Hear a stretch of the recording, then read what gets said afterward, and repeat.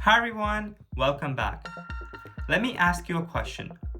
Have you ever wanted to quit your job, leave everything behind, and just go off sailing into the sunset? Yeah, me too. Well, the person we're talking to today did exactly that. He quit his job in banking, bought a sailboat, and just started sailing across the ocean.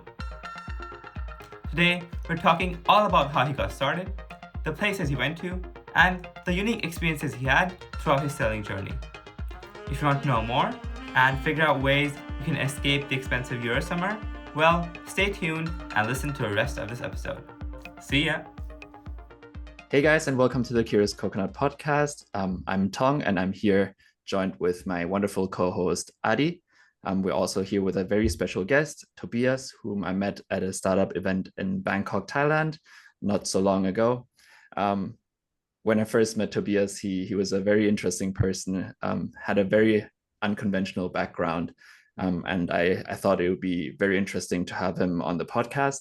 I don't want to spoil too much, so Tobias, maybe you can introduce yourself.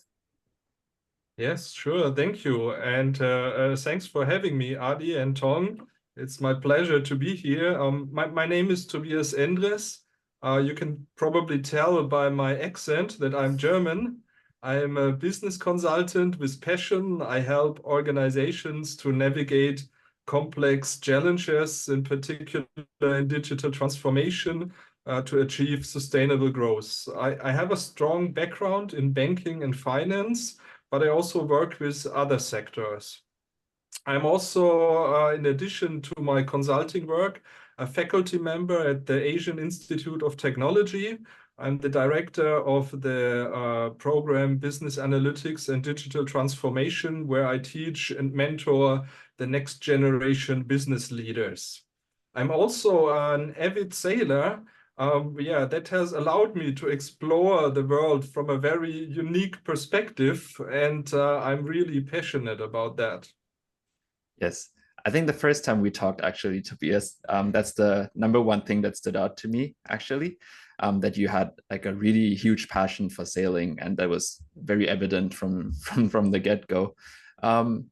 Perhaps you could tell us about how you got into sailing in the first place, and why you plan to sail around the world. Yeah, that was not an obvious choice. I didn't grow up with boats. I Okay. got into sailing only into my 20s. I'm originally from the south of Germany, so that's not necessarily close to the sea. But somehow sailing really tempted me. And it started as a hobby, but I quickly fell in love with the freedom and the adventure kind of that it offered. Planning to sail around the world was a natural extension of this passion, driven by the desire to see the world and experience different cultures and to challenge myself in new ways. But it was a slow progress. It was not something that came overnight or during shower, but really step by step, while learning more about sailing and becoming more confident about it. Yeah, that's great. Like, what was the first step for you that led you onto the path of sailing? Well, the first step was really about gaining new experiences and to try something with sailing boats, experience nature. Yeah, and then like how did that passion slowly grow to like, you decided to spend 3 years just sailing around the world? It's difficult. In the beginning, I didn't think about going around the world. It was really like only spending my holidays on a sailing boat and enjoy the nature on the weekends. But when you are infected with the sailing virus, you think about more and more. And you read also books about people who did some long distance sailing. And then on top, I was always interested in different cultures. And then over time, the desire grew, and the primary motivation to really say, okay, I leave my job and I sail across the world was to gain new experiences and a desire to live the life on my own terms. Mm-hmm. I realized that my career was really fulfilling and I liked my job and my colleagues a lot, but I still wanted to step out of my comfort zone and experience the world in a more profound way. Sailing around the world seemed like the perfect way to do it. Yeah, Yeah. was any part of it like scary when you first did it? Because I think like just leaving your job and going on an adventure seems a lot of fun, but I think a lot of people might be scared to do that. No, it was not scary for me because it was just a logical next step to what I did before.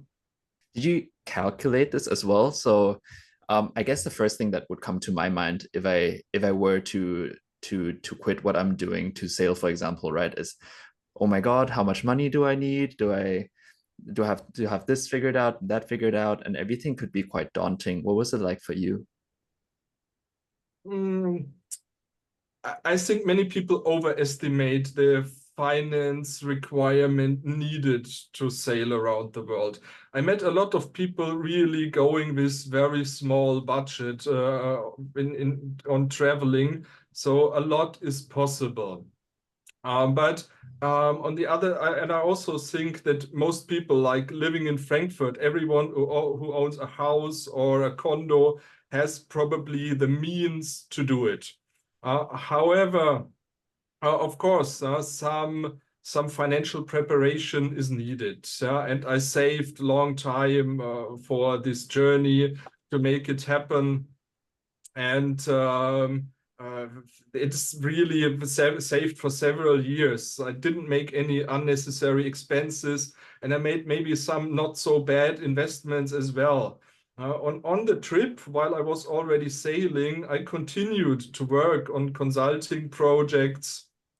So I still had some income stream while I was sailing, with working on remote projects. Oh, that makes sense. Um, did you like I'm really not sure about sailing, right? Like where did you start off, and did you have like internet while you were on the sea? Like I don't know if that's a very dumb question or not.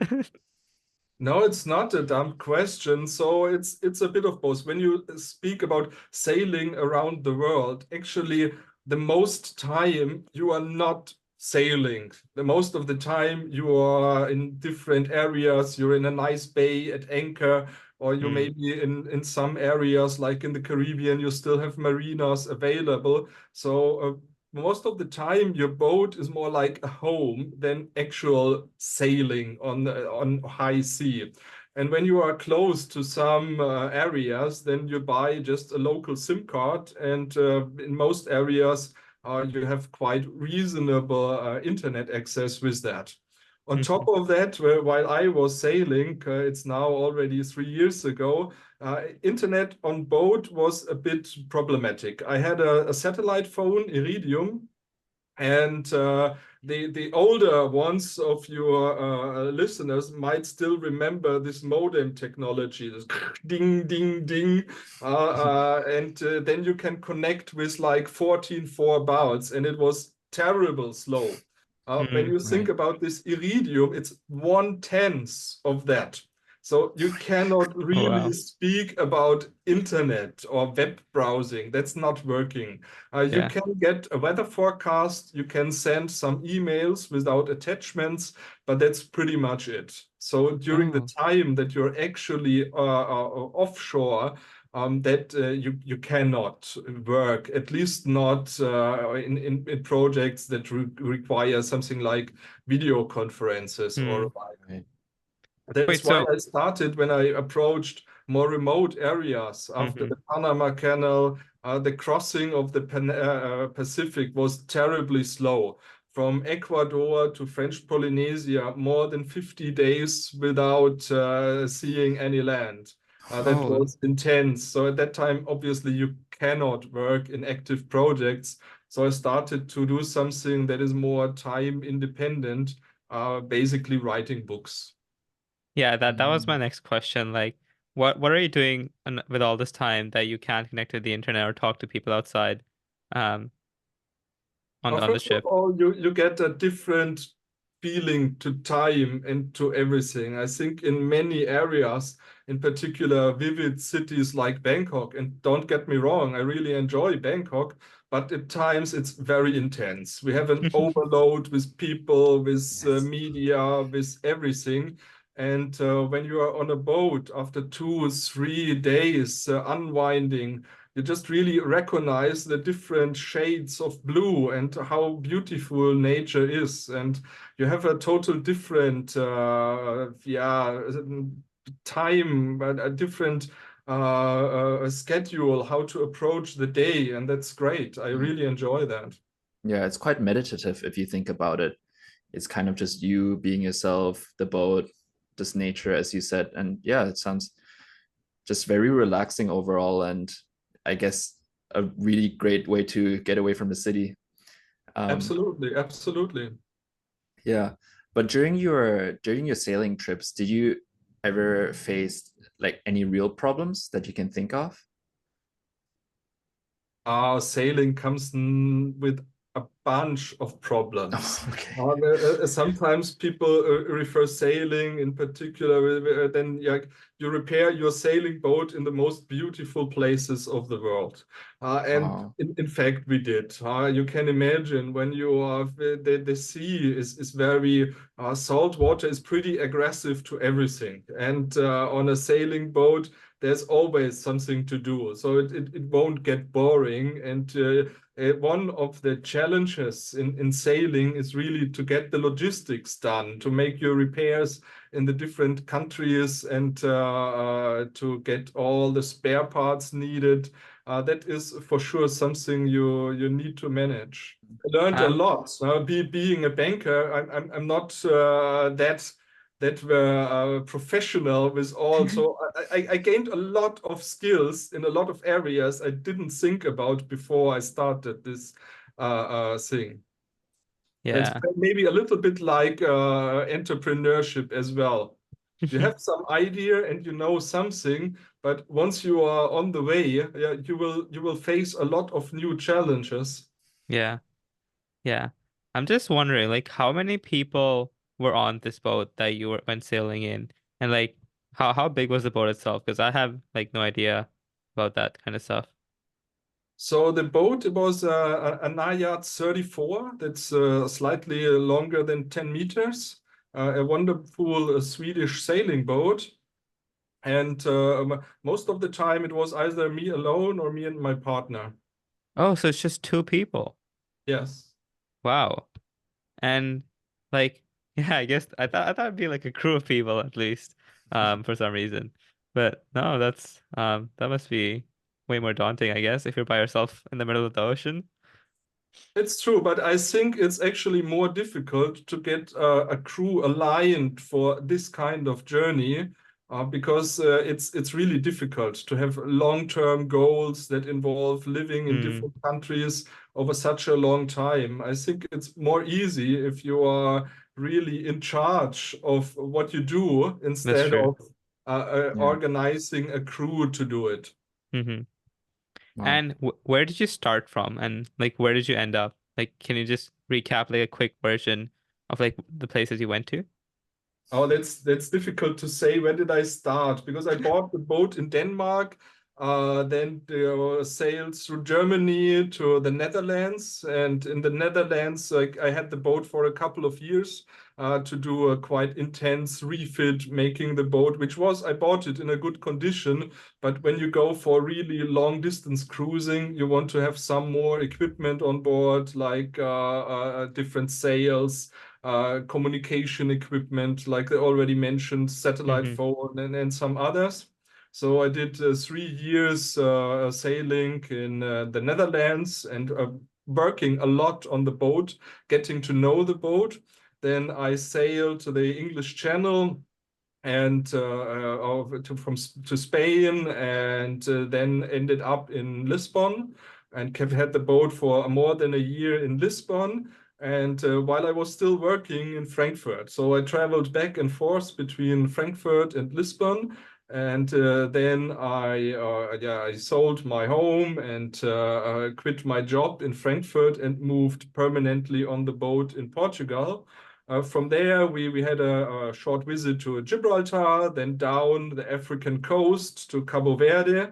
the last stop on this side of the Atlantic, then crossed the Atlantic. That was a very nice and fast trip, just 14 days, to end up in Barbados. Then I spent about a year in the Caribbean and wonderful islands like Aruba, Curacao, Bonaire. Also had a visit in Colombia. I really fell in love with South America. I like it a lot. I like the people. I like the nature there. So it was great. It was actually the first unplanned thing because the first idea was we spent only a few months there, and the stop in the Colombia was totally not planned. But in Aruba, we had to wait for spare parts because the first things were broken, and that kind of overruled our initial planning. And that was amazing because at that point we started to not follow a tight schedule anymore, but really go with the flow and slowed down quite significantly. And that gave us then the opportunity to spend there much more time and explore Colombia, which was really, really rewarding. From Colombia, then we continued to Panama. Spent there some time in wonderful places like San Blas, which are really amazing islands. I highly recommend to visit them. They will probably disappear sometime because they are really very, very, not high over the sea level, and some might disappear in some time. But from there, then Panama Canal. So we took the shortcut, not the Cape Horn route. And from Panama then to Ecuador, another very amazing place in South America. We also had the boat for some time there in some marina to have an opportunity to travel inland, to visit the capital Quito and some other places there, which is really wonderful.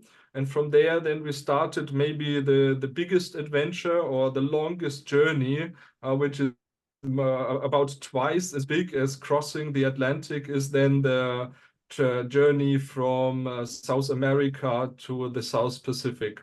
Wow. We originally planned to have a stopover on Easter Island, which is in itself already one of the more remote islands where you can actually sail to. But then some still might remember there was this COVID thing not too long time ago, and that was actually exactly during that time. So when we started in South America, COVID was not a big thing in South America. There were some advertise where you can see, oh yeah, you know, there's this Wuhan virus. Probably it will not affect South America, but please wash your hand just to be sure. So that was kind of the spirit when we started, but it was a very quick development. The trip from Ecuador to to Easter Island is probably like 3 weeks with the sailing boat, like my Maya. So and after a little more than 1 week, we were like, oh, now they are closing all the borders. And Oh.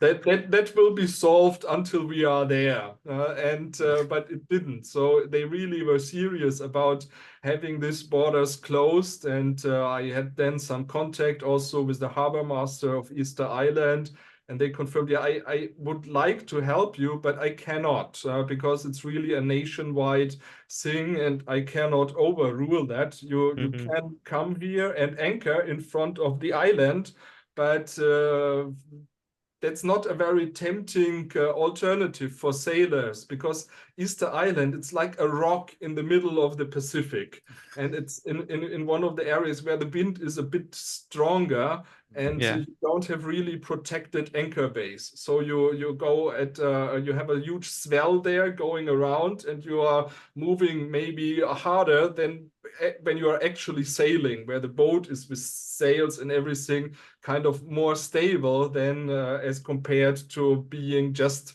hauled by the anchor in some bay. And on top of that, just a few weeks before we approached that, and some of my friends started from Ecuador already a bit before, and we were in regular communication with them. There was a very heavy storm over Easter Island, and there were, I don't know, maybe 5 boats. And most of them, including my friend, they left before this heavy weather, but not all of them left. And one person was really severely hit, including 1 death in this particular Wow. bay. So we were not really keen to spend a lot of time in that bay, which is not that safe. Yeah. So then the next thing that you can reach is then Pitcairn. Maybe some people know it from the adventures of the Bounty.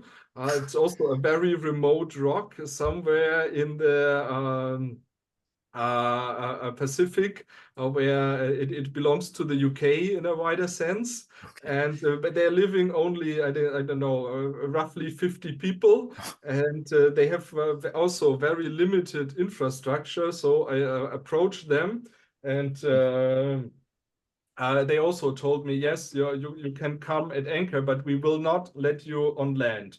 Because Wow. a lot of people that live there, they are already a little bit old, and the medical station has only very limited capabilities, so they were really not keen to having any foreigners Yeah. on this island. So that was also not an option. And then the next one was French Polynesia, which again they also had closed borders, but it is as French, and I have a European passport, so we felt like, okay, they might not be happy that we are coming, but they will not send us away. They cannot. And that was the case. They took you in. That was kind of the case, even so it was closed, and then we were on the first island that we approached there, Gambier Island, beautiful South Pacific paradise, very remote, very nice people, but it was also, you could not travel from there, so we were kind of locked on the island in the beginning. They called the inter-island travel was restricted, so we couldn't sail from one French Polynesian island to another, and all boats were kind of locked in that idea. But if the next pandemic happens, I rather be there again, because it's not too bad being locked in on a Paradise Island in the South Pacific. And then the Yeah. community among the sailors there was really one of the most amazing experiences. Yeah. Everyone helped each other, and we organized, like, I don't know, things together, like potlucks, or just having a barbecue on the beach, things like that. That was really a great time, even so it was not the original plan. But again, sometimes the original plan is not as good as you end up with some other stuff. Yeah. I mean, yeah, that sounds much better than being stuck in lockdown in Melbourne. So yeah, love that. What did you do after that? Like, was that the end of your sailing journey? No, this lockdown lasted only for a couple of weeks, months. I don't really know how long. And from Too busy that enjoying. on, I could explore a lot of islands within French Polynesia. So I spent more than a year in French Polynesia, and discovered many islands, Marquesas, the Society Islands, and Tahiti, and many others. So that was really, really a great time. And it was amazing, in particular in remote areas, how helpful are people there. And it was really a great experience.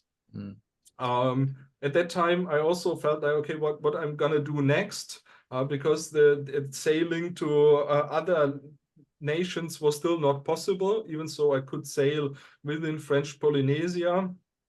And at that time, I reached out to some opportunities. Actually, I would have loved to work in South America, because I really enjoyed Colombia and Ecuador and some others. But I also was looking forward what is going into the West. And I haven't been a lot to Asia. I've never been in Thailand before. and I got in touch with the Asian Institute of Technology, and they said, "Oh, we are looking for someone for a new faculty for our programs here, and would you like to apply for that?" And then I said, "Yes, why not?" And that's how I ended up in Bangkok.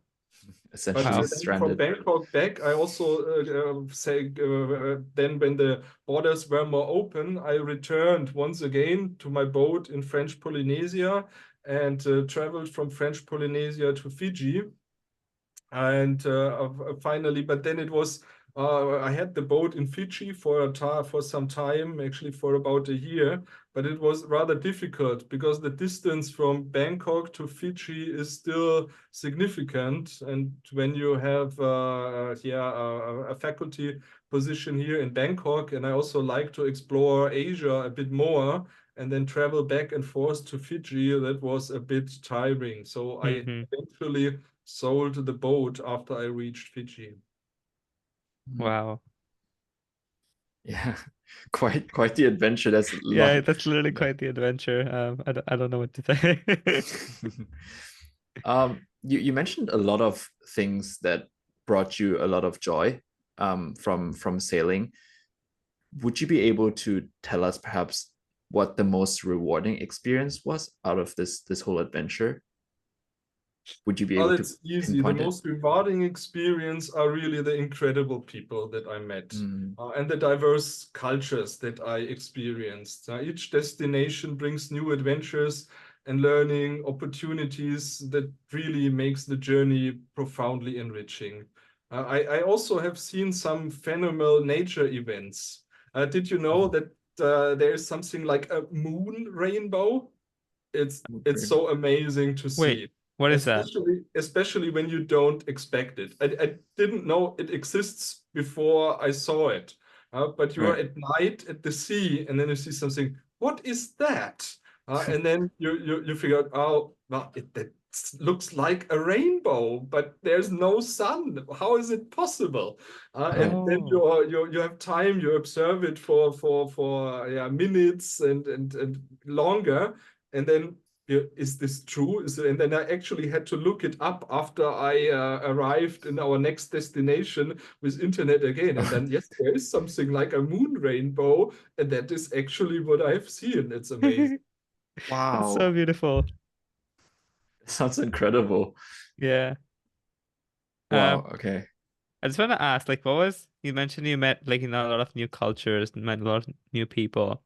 Was there anything that particularly surprised you, that you weren't expecting that happened, like with culture or some people? Sure. Many things, but one of the most outstanding experiences was, for example, the French Polynesian island Hao.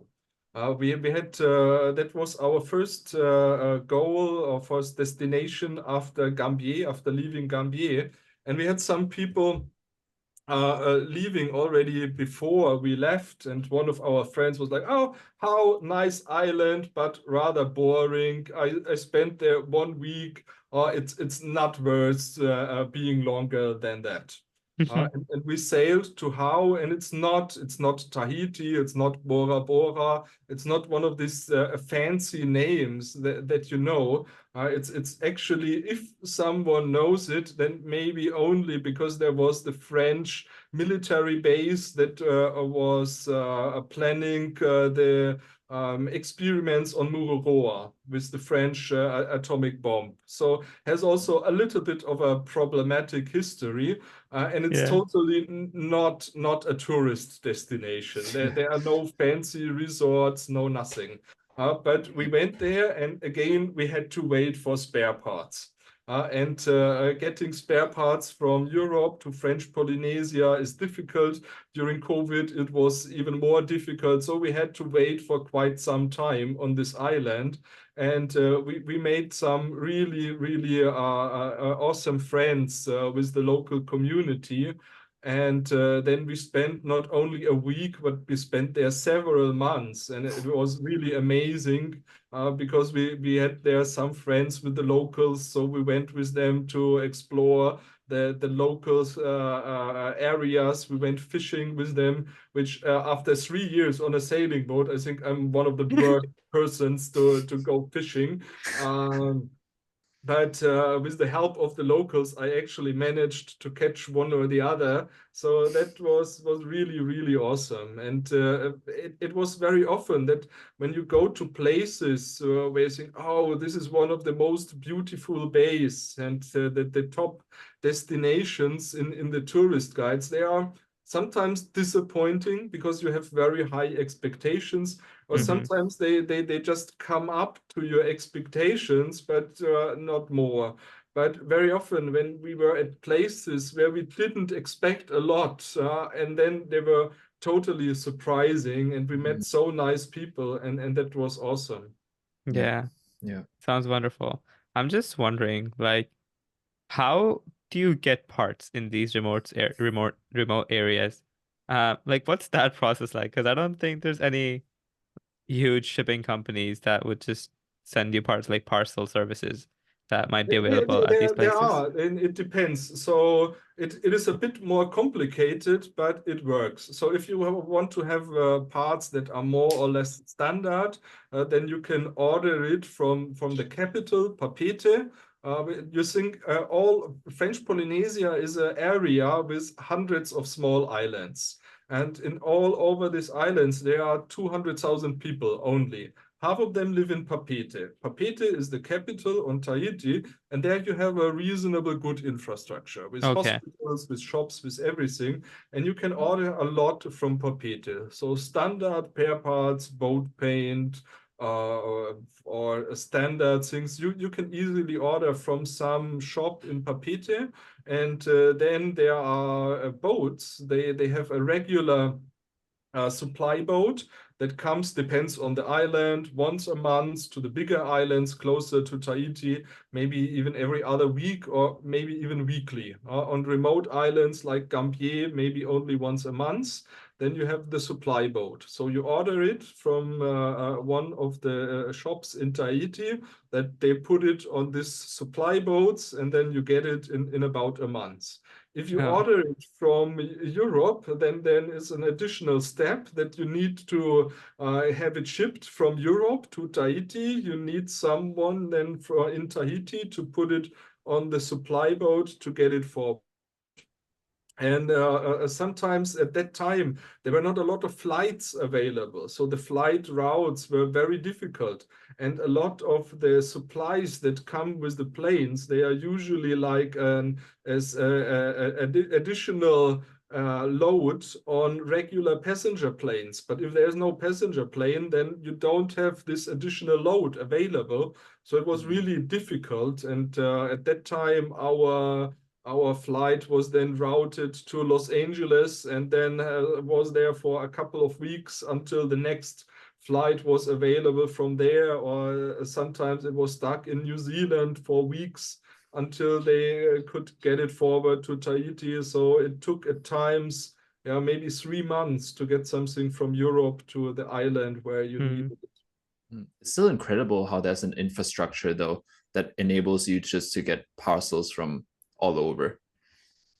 So I that's really surprising to me. I wasn't aware that it wasn't too hard to order things straight to Yeah, I you. think it's just like the time, right? It takes some time to get there, but Yeah, eventually it does it's more get the there. time. It's really Yeah, cool. Yes. yeah, So yeah, definitely. it's really when you one time on the Marquesas, the gearbox from our boat was broken, so we really couldn't use the engine, and then we were waiting about 3 months for the new gearbox and couldn't move. That is really you need to have enough time to do so. Yeah, for sure, for sure.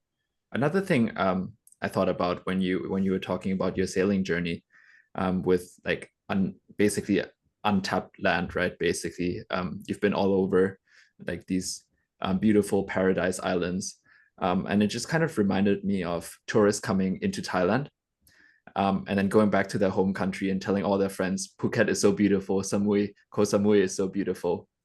Um, but then have you been, by the way, Tobias, to any of these islands in Thailand? or like the Yes, beaches in I've been Thailand? to Phuket a couple of times and Yeah, some of the other islands, I'm pretty uh, sure those Koh islands, Lanta, Koh yeah, Chang, and so on. I'm pretty sure to you these islands are just very mediocre, right, compared to what you've seen. I wouldn't say mediocre. Okay. There are really some very beautiful spots in Thailand, but it's the same as with many destinations. Like some beaches are really overrated, I would say. Hmm. And I just recently came across some rating of the best beaches in the world, and Yeah. somehow there's then Pattaya Beach in this ranking, and Okay. I really don't understand how this is gonna work. Yeah. Maybe in terms of how many people visit this beach, Yeah. but there are some very nice spots. And again, that's the same that I already mentioned in Thailand. If you follow the routes and the guides for traveler, then I think that they are very, very informative and very helpful. What is best to avoid? So Mm. whatever is in these tour guides on the top ranking, then I think it's a good idea to avoid that, because you will have the best experience when you go to some more remote places on some islands. I really quite enjoyed Koh Chang, for example. Yeah. That Mhm. is a beautiful place, and there are some really nice beaches. And scuba diving there is just awesome. When you are lucky with the weather conditions, then this comes really up to some experiences that you have in the South Pacific. So I wouldn't say that everything is mediocre, but yes, if you then go to some things like the tour that you can book for regular tourists snorkeling on Koh Phi Phi, and it's a wonderful area, and the national park is amazing, and you can find some very nice places. But I went there once to one of the tours with where you go snorkeling, and then you go there where they bring every day hundreds of tourists, and then some people having their I don't know, 10 days in Thailand, they are so excited what they have seen underwater, and you just but everything is dead here. I'm not sure what you are excited about. That's a rather sad picture that we have just seen, but yeah, you don't want to spoil their experience, and you Right. just keep quiet at Hmm. that moment. But a lot of the tours and a lot of the places that you can find, they are really not that exciting for me. But there are also other places when you're a little bit on your own. And again, if you take the time to explore, then I'm pretty sure you can find amazing places in Thailand, just a few kilometers outside Pattaya, or you go down Rayong region, there are some very nice places. Or then in the south of Thailand, it's just really, really beautiful. Mm. Yeah, I'm just wondering, right? How do you find these places that are, not readily available on the internet, or tour guides might not necessarily tell people about? What's that process like for you? Do you just go and explore and see whatever comes up, or do you have some sort of process that you like to follow to find these places? A bit of both. So you speak with people and you get some inspiration, obviously, from what you have done. But then you think a little bit, okay, what is next to it? How can I get a bit further? And you need the time to explore it. You need just to go there and then speak with the locals, get some ideas, and then you will find it. It's very difficult when you have just 10 days of holiday and you want to see everything in Thailand. Then you will end up with going to places, okay, 2 days in Chiang Mai, 2 days in Bangkok, 5 days on Phuket. And you probably have a good time with that. Nothing wrong about it. But if you really want to explore beyond that, then you need to probably much more time than that. And you should Yeah. travel slow. It's a great experience to take your time, not to rush with the plane, but maybe take the train, or even better, a sailing boat. Yeah. You're really selling me on this idea of a sailing boat. Yeah. Um, we also want to talk about startup grind. But before we do that, maybe just to wrap up maybe the sailing part of the podcast, I would like to ask how your journey of you sailing around the world has changed your perspective on life and your career. Well, then it probably changed in many ways already before I started, but also the journey has taught me really to value simplicity and the importance of living in the moment and take time for the moment. It made me much more adaptable and resilient. I gained a deeper appreciation of different cultures and ways of life. Professionally, it has reinforced also the importance of balancing work and personal passions. I'm also convinced that this experience helped me in consulting projects. Firstly, because I gain very diverse set of insights from all over the world, which might be important to get new experiences. But even more, I feel that I'm now better in listening to the needs of others and more open to new ideas. Mm. Yeah, no, I think having this sort of journey would definitely change a lot of things, right? Because you're kind of on your own, and doing things by yourself. And then, but you're also meeting lots of new people, so learning new ideas and their ways of doing things. So I feel like you're always learning something new and trying to find new ways to do things. Absolutely. And also for someone who wants to start that, my advice would be really to start small and then gradually build up confidence and skills. Take short trips, learn as much as you can, connect with others who have already done something similar. And most importantly, remember that it's okay to be afraid. What matters is taking the first step, despite the respect of the endeavor you might have, but go for it. Yeah, no. I think that's definitely something that people should try. Like even if not sailing, but just traveling and not having like a set plan, but like trying to explore places that are not that well known. Exactly. And that are the more interesting ones usually, because if you go to a well-known tourist destination, you are not interesting for the people. If you go into a pub in London as a foreigner, well, it's okay. It's a nice experience. You will have a wonderful pint of beer, listen to music, but it's you won't make a lot of friends in the first glance. But if you go into a pub in a small town in England, and then you won't stay there for 5 minutes and they will approach you. Hey, where are you from? What are you doing here? Because in small communities, you are interesting for others and you make much easier connections. And that's great. And the same is, I think, all over the world. If you are in areas where a lot of tourists already, then you are not interesting for the locals. But if you are in remote places that are not as often visited, then you can make much richer connections and you get it's beneficial for both. You are interesting for the locals, where you're from, what you're doing. You can tell them something, but you can also learn. Yeah. No, I never thought of it that way. Um, but I think something similar happened to me, right? Because when I first moved to Australia, I was living in some rural parts, so like some smaller towns, because my dad was working in those areas. Um, and yeah, like people were always interested in talking to me and getting to know what I'm doing or where I'm from and what I'm doing there.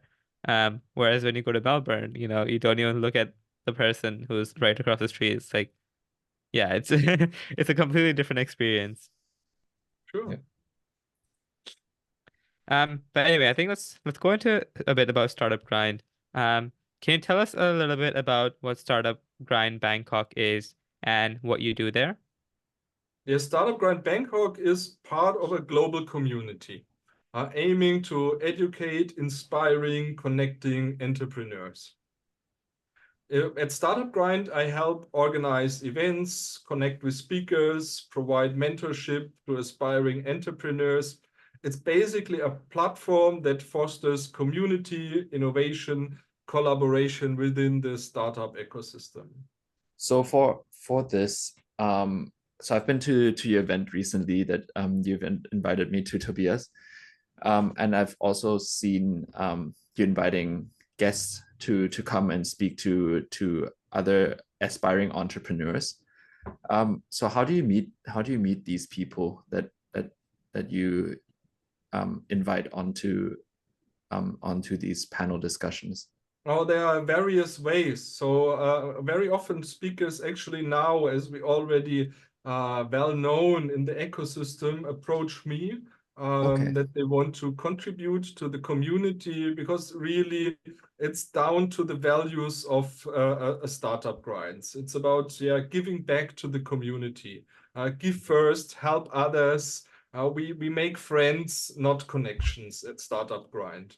But I also reach out to people that I find interesting and that have some story to tell. Very often startups that are also aligned with my values about sustainability and make the world a better place with technology in a wider sense. Yeah. No, I think that's great that, like, you're able to meet more startups that are aligned to the things that you feel passionate about. I'm just wondering, how do you measure the success of the programs you run at Startup Grind, um, and make sure that they're constantly improving and getting better? Yeah, success of Startup Grind could be measured by the growth and impact of the startups that we support. This could include metrics like funding raised, user growth, market expansion. But actually, I think it's more about the strengths of the community, and the quality of the events are key indicators for our success.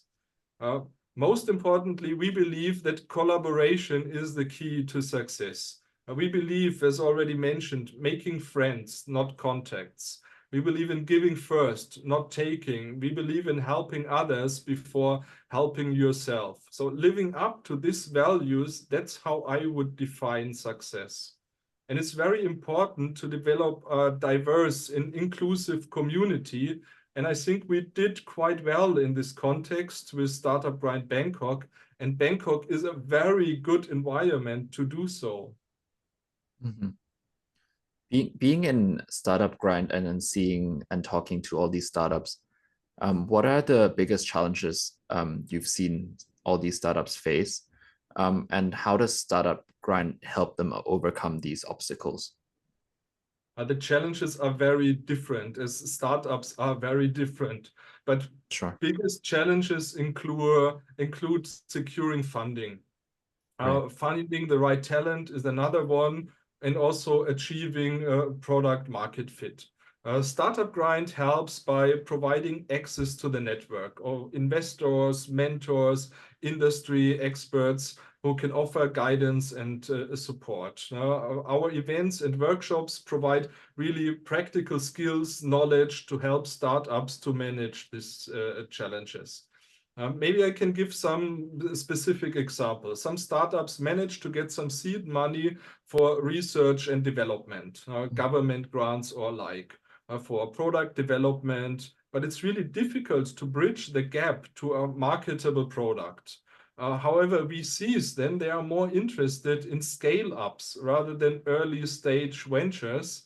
Securing money for this early stage production phase is really difficult and might require really unorthodox strategies.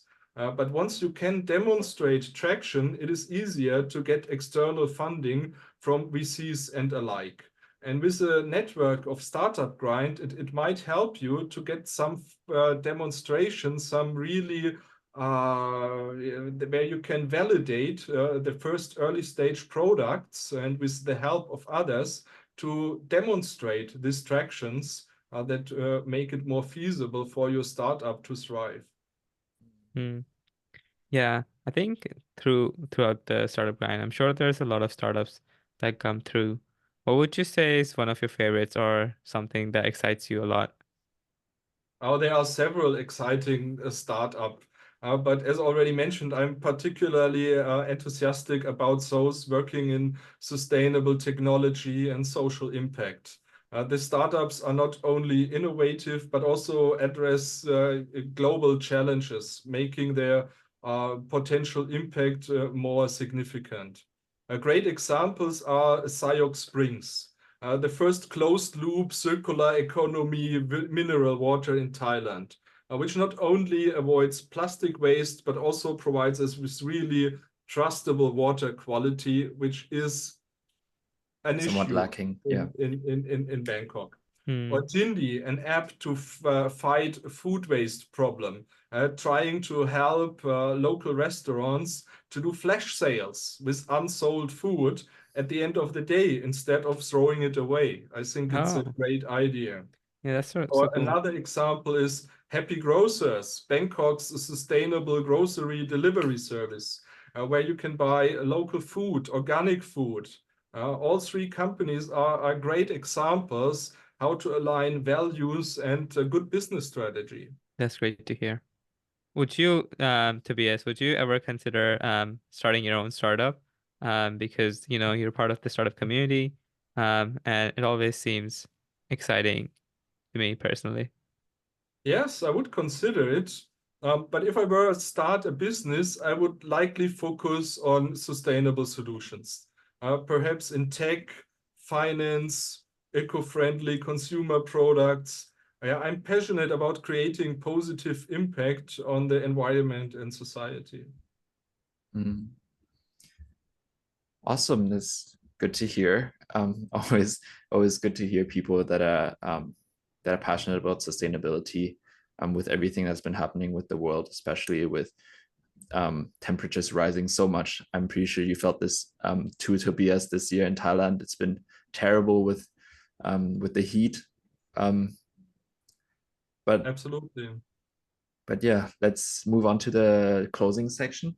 So a question we like to ask all of our guests essentially is many people listening to our podcast do want to be an entrepreneur or at least start a project of some sorts. What is one piece of advice you could give them? Now, my advice would be stay persistent and resilient.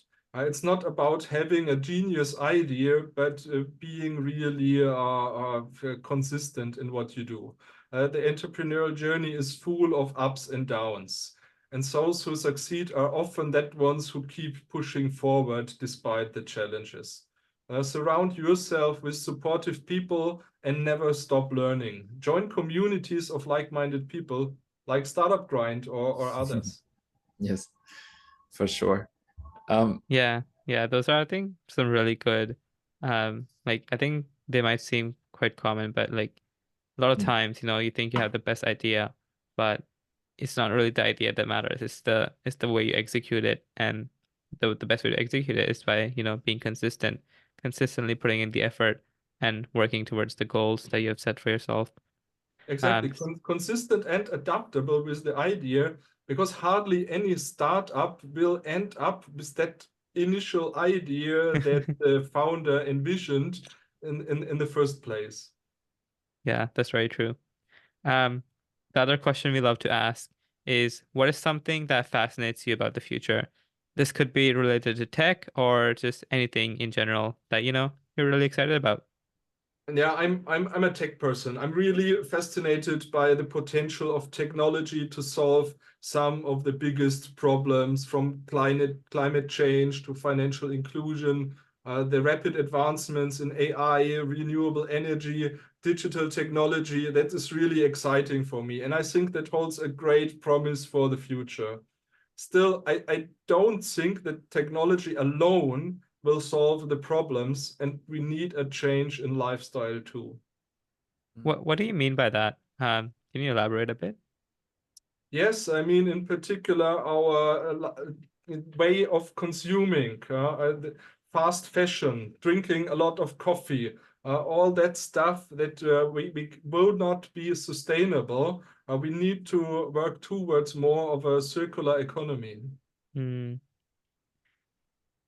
Yeah, yeah. it's like it's hard to imagine how that might change because yeah, everyone just loves drinking their coffee and changing clothes every 2-3 months, or their phones every year. When So we think about things like the climate change, producing more cars, even if it's electronic cars, will yeah. not solve the problem. We need a way to think about different how we approach the way we do mobility. We change our transport systems. Maybe we need a new form of public transport, not a new form of cars. Yeah, like changing those habits that we have kind of been developing for the past, I don't know, few decades, that have been leading us in the wrong direction. But yeah, like I don't know how we can change that. But yeah, we definitely need to work together, to figure that part out. Yeah, it's quite a valid point, to be honest. Not a lot of people think about it for EV cars as well. A lot of people believe that it's like the right step towards, being more sustainable and whatnot, fighting climate change and whatnot. But then another thing you can ask is like, how do you dispose of the batteries or something with these EV cars? Not a lot of people think about that currently. And yeah, no, I totally agree with you, Tobias, on that one. A lot of thinking required, but got to be optimistic. There's got to be someone out Technology there. will help, but as already mentioned, we might need a change in lifestyle too. Yes, Hmm. exactly. Yeah, another question that we always ask our guests as well, is whether they have a favorite book or some sort, or like a favorite podcast that they could recommend to our listeners. Do you have one in mind, Tobias? Good question. Yeah. May I recommend my own book series, Digital Project Practice? Okay, there we go. It's not only interesting for founders, but probably everyone interested in change and technology. And I'm also a bit passionate about this book project. It's a collaborative project as well. We have already published 3 books in the series.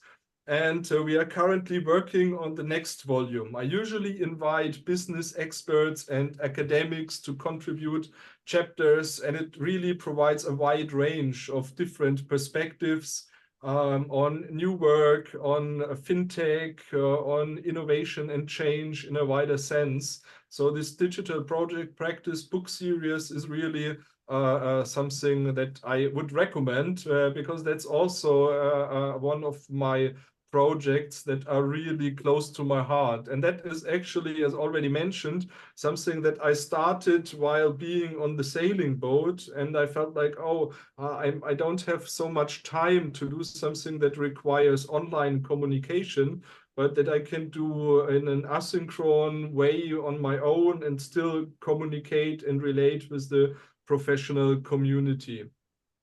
But apart from my own books, there are really a lot of books that inspired me. For example, Tim Hadford's book Messy, or Gerd Gigerenzer, one of my really researcher that inspired me in many ways. His book Gut Feelings and his following books. Now, all of them I think are very interesting and well founded, not advice that is sometimes very shallow, and but it's based on sound research and gives very helpful insights.